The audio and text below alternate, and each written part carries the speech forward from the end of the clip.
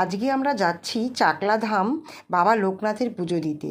প্রতি বছর বাড়িতে আমার পুজো হয়, কিন্তু এবছর দিলাম না, থাকলে মনটা খারাপ লাগবে বলে তাই বাড়ি থেকে বেরিয়ে পড়লাম বাবার জায়গায়। গাড়িতেও বাবার গান শুনতে শুনতেই যাচ্ছি, যাতে মনটাও ভালো লাগে। আর বাড়িতে পুজো করলে পুজোর প্রচণ্ড লোকের দরকার পড়ে, আমার লোকবল নেই, সেই জন্য এবছর আর সাহস করে পুজোটা দিতে পারলামই না। যাদের বাড়িতে পুজো হয় তারা জানে পুজোর কাজ করতে কত লোকজন লাগে।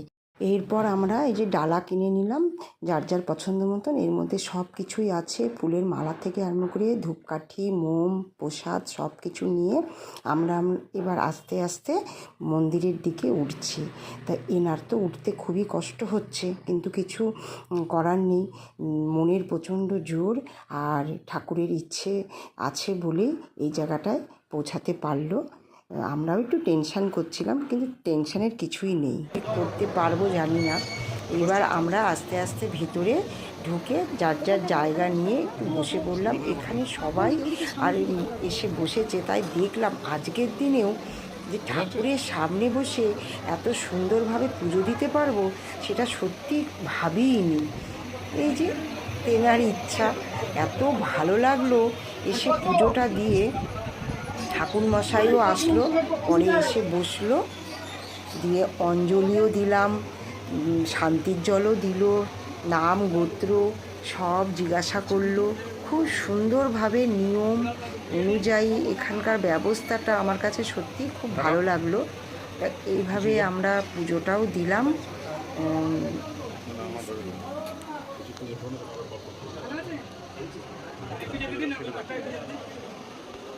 তারপর ঠাকুরমশাই যে নিয়ে এসে বসলো এখানে, দিয়ে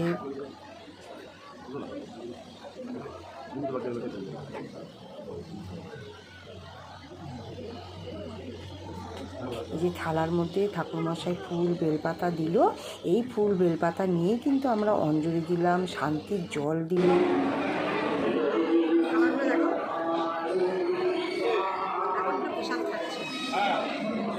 পার্সেল নিয়ে এসে আজকে আর উপরে আগে যাইনি, একটা ব্যবস্থা আছে, এটা রাজভোগ পোলাও আর আলু।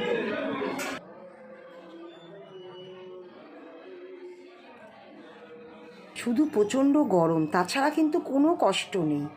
এত গরমে, তবে কষ্ট করলে তো কেষ্ট মেলে, একটু তো কষ্ট করতেই হবে। সহজে যে জিনিস পাওয়া যায় সেই জিনিসে কিন্তু কোনো আনন্দ নেই। তবে আমরা খুব আনন্দ পেয়েছি আজকে, আর মনটা ভীষণ শান্তি লেগেছে। ভাবতে পারিনি আমি এতটা শান্তি